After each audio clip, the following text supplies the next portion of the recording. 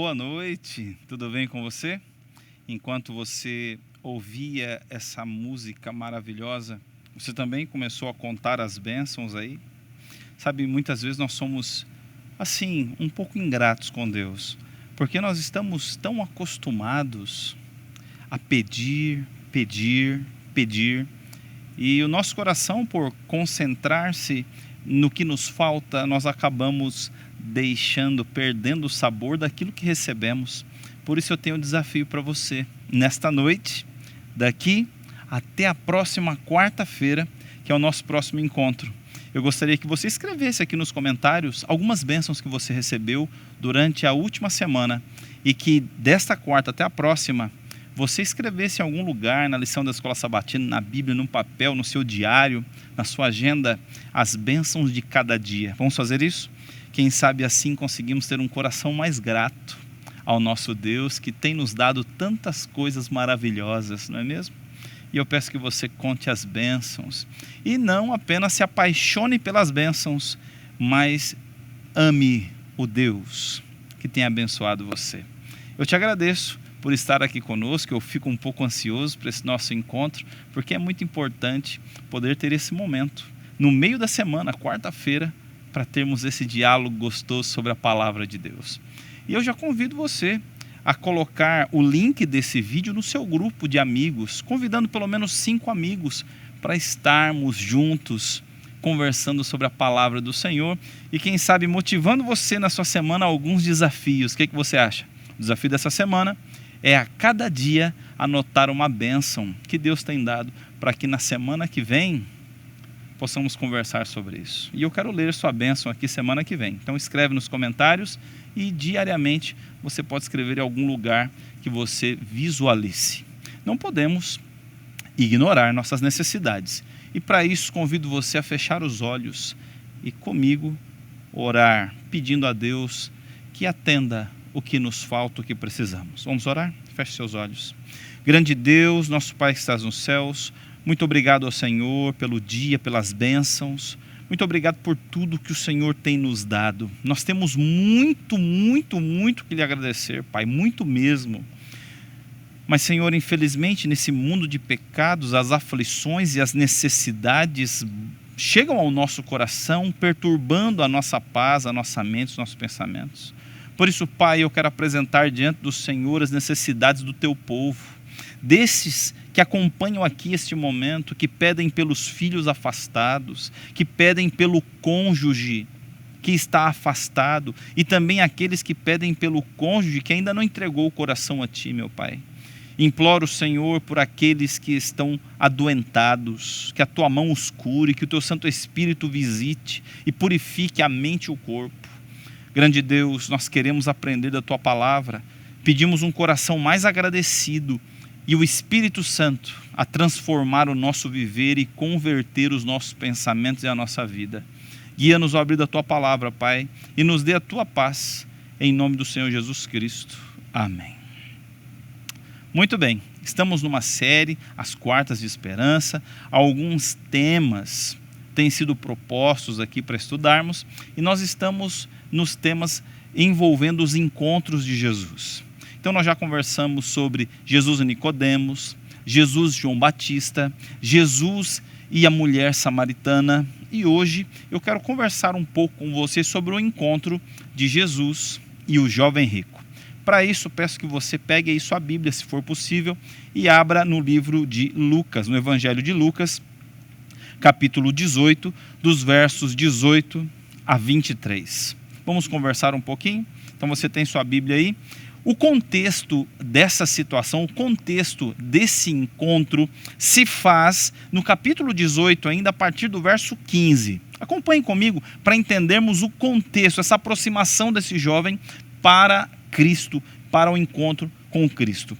No verso 15 do mesmo capítulo vai dizer assim: traziam-lhe também as crianças para que as tocasse, e os discípulos, vendo, repreendiam. Jesus, porém, chamando-as para junto de si, ordenou: deixai vir a mim os pequeninos, e não os embaraceis, porque dos tais é o reino de Deus. Em verdade vos digo, quem não receber o reino de Deus como uma criança, de maneira alguma entrará nele. Então aqui, imagine a cena, Jesus está, quem sabe, sentado em uma rocha, um toco de árvore, e as pessoas ali estão conversando com Cristo, querendo ouvir. De repente se deslocam algumas crianças, e os discípulos tentam segurar essas crianças. No entanto, Cristo, vendo isso, diz: não faça isso, deixe-as vir até mim, e Jesus mesmo as chama. Sabe, nesse período da história, as crianças não eram muito valorizadas. As crianças eram deixadas de lado, não era dada importância a elas. Mas Jesus aqui mostra que elas são importantes sim, e que há espaço para elas junto ao abraço de Cristo, e Jesus as abençoa. Sabe quem está vendo tudo isso acontecer? Esse rapaz, o jovem rico. Ele está ali, observando tudo isso que está acontecendo. Ele está ali, vendo, e ele sente o desejo de aproximar-se de Jesus. Pois se Jesus tratou tão bem as crianças, como não o trataria, tendo ele em vista tudo o que ele pode oferecer? E assim, entramos então no diálogo entre o jovem rico e Cristo. Você pode acompanhar comigo?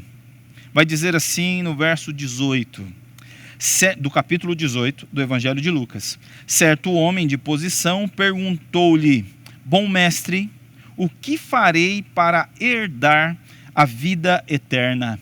Perceba na sua tela que existem duas palavras aí que não combinam: herdar e fazer. São duas palavras que não combinam. Porque você não faz nada para herdar, você apenas nasce. Alguém que herda uma herança em nossos dias, ele não a conquistou, ele não fez por merecer, ele apenas nasceu. E assim, comportando-se como um herdeiro, ele aguarda o dia em que essa herança estará sob suas mãos, deixada por aquele que a cultivou, que a transformou no que é. Sabe, por aqui já podemos entender, pela pergunta desse jovem, podemos entender como ele via a salvação. Para este jovem e para a maioria dos fariseus, e até mesmo generalizando um pouco, os judeus, a salvação era algo que você teria que merecer, você teria que fazer algo para alcançá-la. Quando nós percebemos e sabemos hoje, e se você não sabe, eu quero informá-lo, que não há nada que possamos fazer para conquistar a vida eterna. Não há nada que possamos buscar, cultivar. Não há nenhuma obra a ser feita para conquistar a vida eterna. Pois você e eu, se formos chamados filhos de Deus por sermos a semelhança de Cristo, somos assim herdeiros dessa herança, dessa promessa. Perceba que esse jovem rico, ele está sim preocupado em como alcançar a vida eterna, mas ele pensa no que pode fazer. E isso vai nortear agora o diálogo que ele tem com Cristo, sabendo da forma que ele pensa e observando como Cristo reage à sua frase e aos seus pensamentos. Eu convido você a continuar comigo no texto que vai dizer no verso 19: respondeu-lhe Jesus: por que me chamas bom? Ninguém é bom senão um, que é Deus. Sabe, essa frase por muito tempo me intrigou. Como assim Jesus questiona sua bondade? Na verdade, Jesus não está questionando se ele é bom ou não. Quando Jesus diz que só há um que é bom, e esse é Deus, Jesus quer sim extrair da mente deste jovem, e não extrair para que Cristo saiba, mas extrair para que ele mesmo entenda como ele se relacionava, como ele via Jesus Cristo. Entenda que Jesus não está dizendo que ele não é bom, mas Jesus quer entender na mente desse jovem como ele vê Cristo, se só um profeta ou se o próprio Deus. E tem um texto no livro Desejar Todas as Nações que eu peço que você leia comigo. Ele vai aparecer na sua tela para você agora, e ele diz o seguinte: Jesus desejava provar a sinceridade do príncipe e verificar em que sentido o considerava bom, Compreendia ele que aquele a quem falava era o Filho de Deus? Qual o verdadeiro sentimento do seu coração? Essa era a pergunta que Jesus queria que ele respondesse para si mesmo. Sabe, é muito importante, quando conversamos com as pessoas, saber com quem estamos falando. O que percebemos é que esse jovem rico, ele poderia até entender o que Cristo fazia, mas havia, quem sabe, estou propondo aqui uma dúvida na mente dele em quem Cristo era, em quem Jesus era. Dependendo de com quem estamos falando, a forma com que formulamos a pergunta ajuda-nos a sermos mais assertivos ou não. Se esse jovem entende que está falando com um Salvador, com um Deus encarnado, talvez a sua abordagem ao tema seria um pouco diferente. Mas pela forma com que ele abordou e pela resposta que ele dará à pergunta que Cristo fará agora nos textos que iremos ler, vamos perceber que ele não tinha entendido muito bem quem era aquele com quem ele falava. Meu amigo e minha amiga, quando abrimos a Bíblia, não estamos simplesmente estudando sobre contos no passado. E é importante que você saiba que quando você abre a Bíblia, você está conversando com o próprio Deus. Às vezes pessoas falam assim: pastor, como eu faço para ouvir a voz de Deus falando ao meu coração? E eu digo a você, amigo, nós ouvimos a palavra de Deus pelos nossos olhos. Quando nós lemos a Escritura Sagrada e entendemos que tudo que foi escrito não foi escrito para entendermos de história ou simplesmente das datas, monstros e acontecimentos no final. Tudo o que foi escrito foi para nos revelar quem é Jesus Cristo, o nosso Salvador, o Deus eterno e poderoso, o nosso Criador e o nosso resgatador. É importante que quando você vai à Escritura, você saber, eu também preciso saber e tenho exercitado isso, entender o porquê abrimos a palavra de Deus, o porquê vamos a uma igreja, a intenção da qual alcançamos a busca pela ação que estamos fazendo. Quando você estuda a Bíblia, quando você vai ler a Bíblia, não faça isso como uma tarefa a menos para o seu dia, mas busque sim na leitura da Bíblia uma interpretação, um entendimento de quem é Jesus Cristo, do que Ele fez, do que Ele tem feito, do que Ele fará, e a sua vida terá um pouco mais de sentido e confiança em que tudo que será feito é por meio dEle e nada por nós. A salvação é uma obra de Deus. Bom, eu quero continuar com você no texto aqui, a partir do verso 20, que Jesus vai ter um diálogo com ele, vai dizer assim: sabes os mandamentos? Veja, aqui pergunta interessante.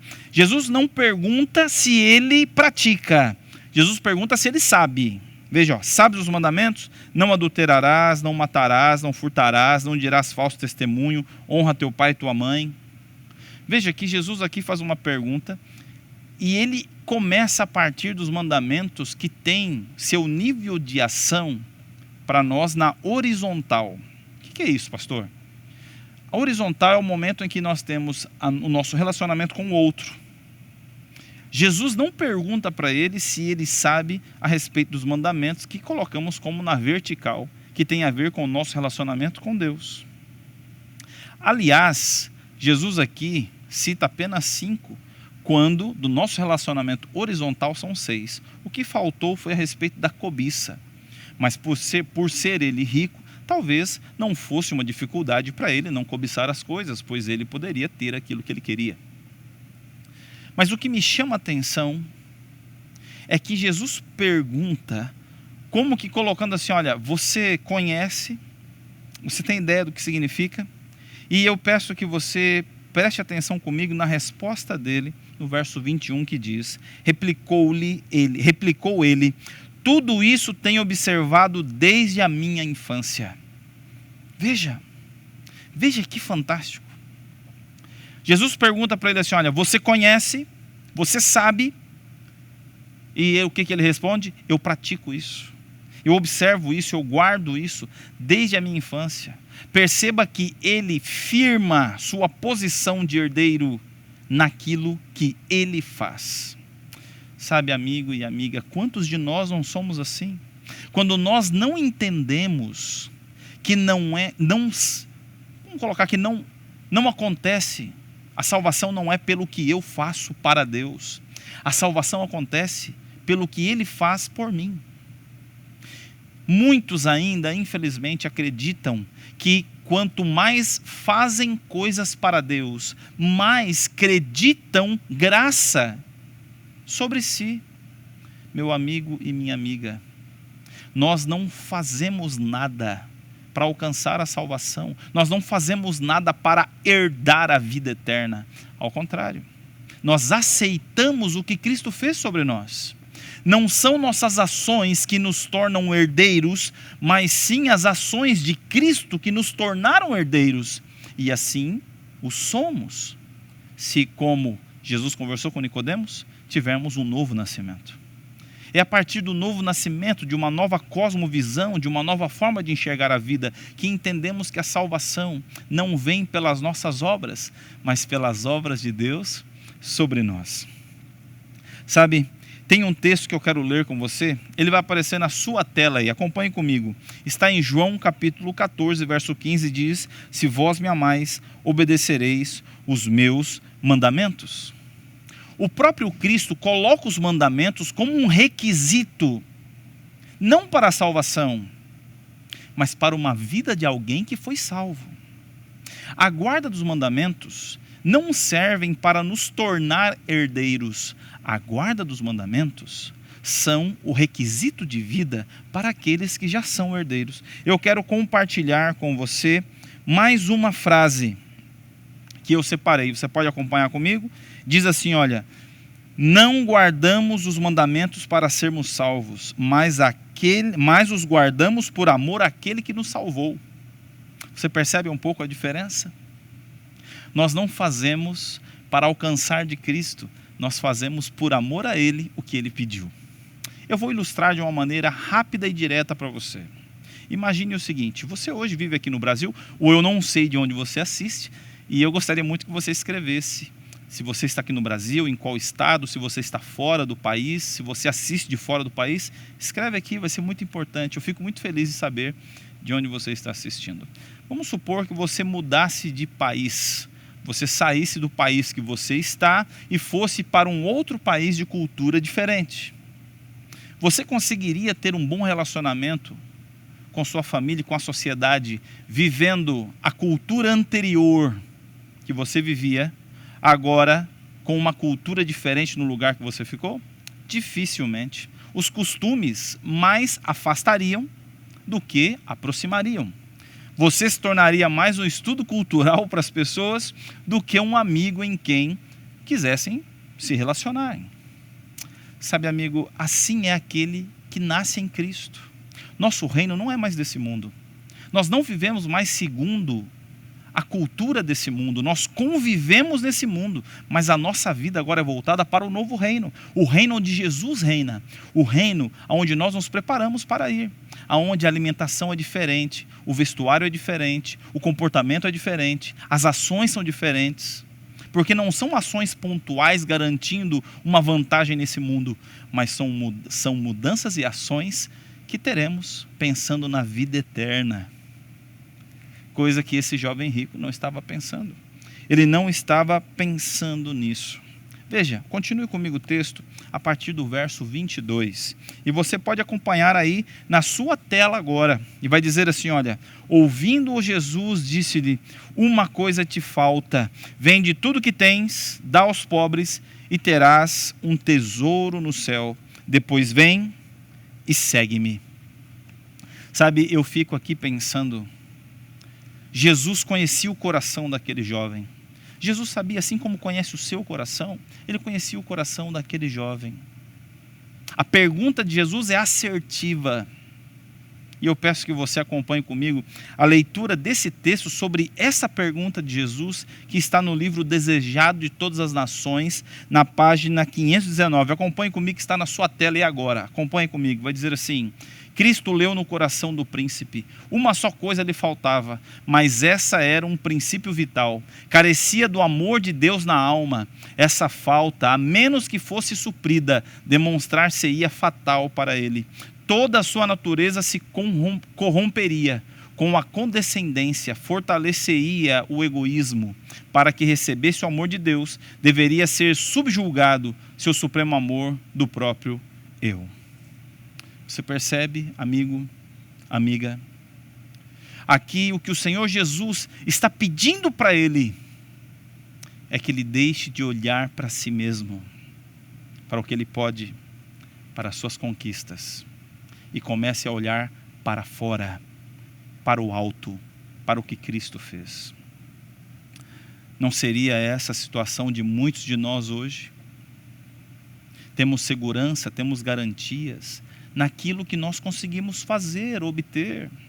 Quem sabe esteja falando com pessoas aqui que confiam no passado e nas obras dos seus pais, confiando que a sua vida espiritual deriva de uma experiência que os seus pais tiveram. Quando eu digo a você, querido e amado jovem, você precisa ter sua própria experiência com o Senhor Jesus. Sabe, às vezes eu fico me perguntando, eu abro meu coração aqui para você, eu fico me perguntando se tudo o que eu faço para Deus, realmente eu faço para Deus e não esteja fazendo para mim mesmo. Será? Será que quando nos preparamos para oferecer um sacrifício a Deus? Ou estamos apenas nos preparando com informações sobre Deus, mas entregando esse sacrifício no altar do próprio eu? Será?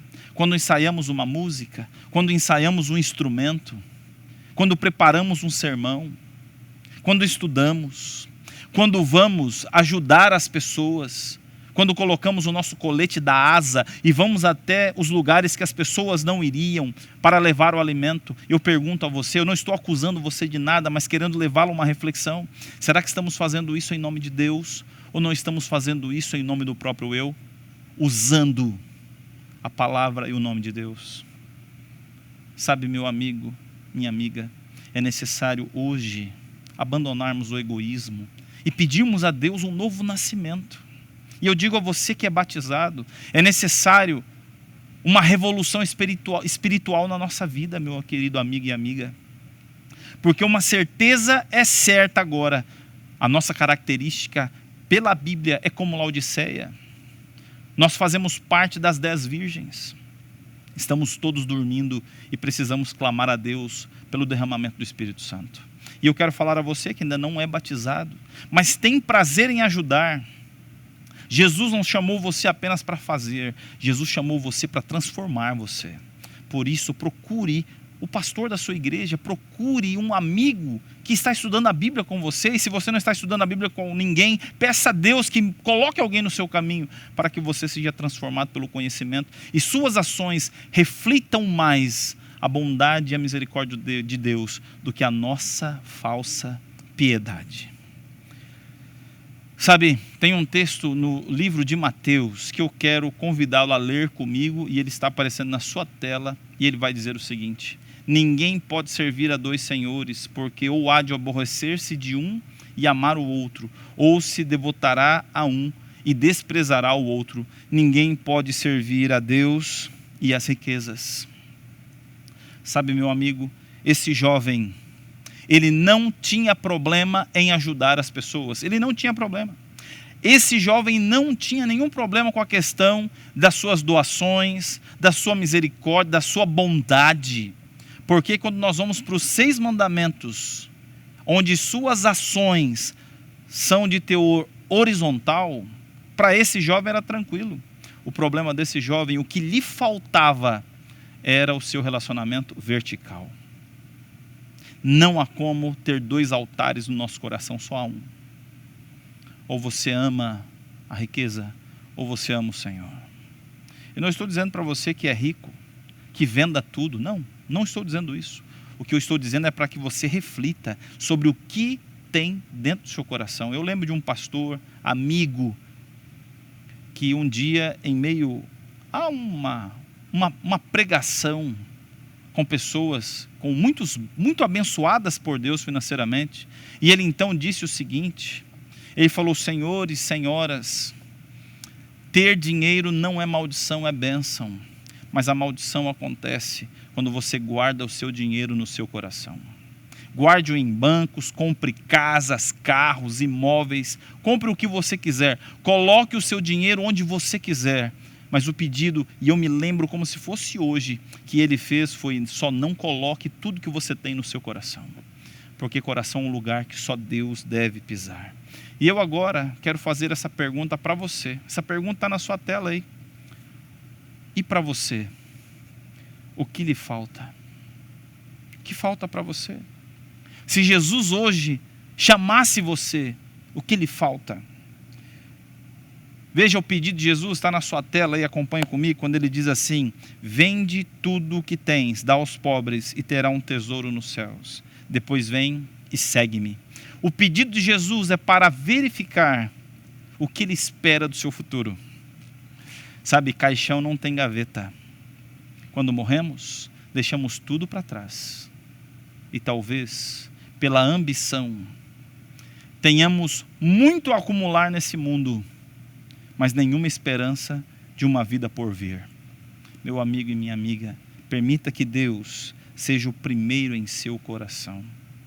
Quando o jovem rico disse que guardava todos os mandamentos, veja o que diz o livro O Desejar de Todas as Nações sobre sua afirmação. Acompanhe comigo aí na sua tela. Vai dizer assim: as palavras de Jesus ao príncipe representavam em verdade o convite: escolhei hoje a quem servais. A escolha foi deixada ao seu arbítrio. Jesus estava sequioso de sua conversão.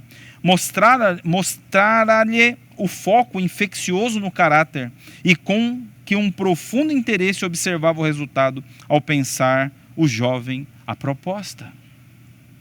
Meu amigo, minha amiga, Jesus não vai forçar você a nada. Ele não vai forçar você a uma decisão, mas ele vai te pedir para tomá-la. Eu não sei como anda a sua vida hoje, eu não sei. Mas o que eu sei é que Jesus está batendo a porta do seu coração hoje, esperando que você o ame mais do que tudo que você tem, para que ele seja o único e primeiro na sua vida. Sabe, eu quero te fazer uma pergunta, uma das últimas perguntas que eu faço essa noite, e eu peço que você responda pensando nessa imagem. O que tem aprisionado você a este mundo? O que tem aprisionado você? São as riquezas? Quem sabe os bens? As mídias sociais? Um relacionamento que você está vendo que está te levando para o buraco? É isso. O que está te prendendo? Uma vaga no trabalho? Um sonho de cursar a universidade? Mas quem sabe você esteja escolhendo essa universidade, mesmo tendo ela aulas no dia em que Deus disse que não é seu, mas é dele, o sábado. E você está deixando o sábado de lado para seguir os seus próprios sonhos. O que tem te acorrentado a esse mundo? O Senhor Jesus Cristo, Ele quer livrar você. Ele pode libertar você. Mas primeiro você tem que soltar a mão daquilo que você tem segurança. Veja esse último texto do livro Desejar de Todas as Nações. Acompanhe comigo quando diz assim: sua afirmação de haver observado a lei divina era um engano. Mostrou que as riquezas eram seu ídolo. Não podia guardar os mandamentos de Deus enquanto o mundo ocupasse o primeiro lugar em suas afeições. Amava os dons divinos mais do que o próprio doador. Sabe, amigo, esse jovem demonstrava que amava mais o que Deus dava do que o próprio Deus. Meu querido amigo e amiga, é hora de revermos os nossos conceitos. É hora de revermos os nossos valores. O mundo está gritando que o tempo está terminando. E até quando você vai ficar achando segurança no avião caindo? Porque é assim que está a história do nosso mundo. É como um avião que está caindo, pegando fogo, suas turbinas não funcionam mais. Mas é onde nós temos segurado com todas as nossas forças. Eu quero convidá-lo a acompanhar comigo os dois últimos textos dessa noite, que estão no livro de Lucas, no mesmo capítulo 18, no verso 26, que vai dizer o seguinte: e os que ouviram disseram, sendo assim, quem pode ser salvo? Quando Jesus faz a pergunta ao jovem, que ele se entristece ao avaliar tudo o que ele tem com a proposta de Jesus. E isso não deveria ser difícil, porque ele provavelmente ouviu do que Levi fez. Levi Mateus abandonou todas as suas riquezas para acompanhar a Cristo. Mas esse homem não pôde fazer isso. Amava mais as bênçãos do que o Deus que as dava. E ele então vira as costas e sai. Jesus, triste, vira para a multidão e fala: e agora? Quem poderá? E veja então a resposta que traz o último slide desta noite. Acompanhe comigo na sua tela, que vai dizer assim: mas ele respondeu: os impossíveis dos homens são possíveis para Deus. Meu amado amigo e amiga, o Senhor Jesus pode todas as coisas. E eu quero dizer a você que é muito apegado com os bens materiais. Meu amigo, tudo que temos nesse mundo conquistados, no mundo de pecado, vai ser destruído junto com o mundo e com o pecado. A maior riqueza que podemos ter é o nosso caráter e a humildade de entender que é hora de soltar as correntes que nos prendem a esse mundo para vivermos uma nova vida com o Senhor Jesus Cristo. E talvez você olhe para mim e fale: pastor, eu não estou preparado, eu não estou pronto, eu tenho muita coisa, eu lutei muito por isso, eu vim de um lar complicado, a história da minha família é difícil, e eu não sei se eu consigo. E eu quero dizer a você que os impossíveis dos homens são os possíveis de Deus. Precisamos fazer de Cristo Jesus o primeiro em nossa vida. Porque se Ele não for o primeiro, já não é mais nada, só passa de uma ilusão. Mas se Ele for o primeiro, o seu companheiro, motivo do seu existir, você vai viver, você vai sorrir, você vai vencer. Você tem esse desejo? Se você hoje não quer, mas tem o desejo de abandonar, pedindo a Deus forças, feche seus olhos e ore junto comigo. Grande Deus, nos dê forças para colocar em primeiro lugar no altar da nossa vida. Nos dê forças, Senhor, para deixar o egoísmo e a ambição de lado, porque elas não existirão no Teu reino. Ajuda-nos a viver uma vida voltada para Ti, onde tudo que fazemos é norteado pela Tua palavra. Alcance esse amigo e essa amiga e ajuda-nos a ter força a abandonar o mal que nos prende para vivermos uma vida ao Seu lado. Em nome do Senhor Jesus Cristo. Amém. Meu desejo é que a graça e a paz do Senhor esteja sobre você. Nosso encontro na próxima semana, 20 horas. Eu estou te esperando. Que Deus te abençoe grandemente. Até lá.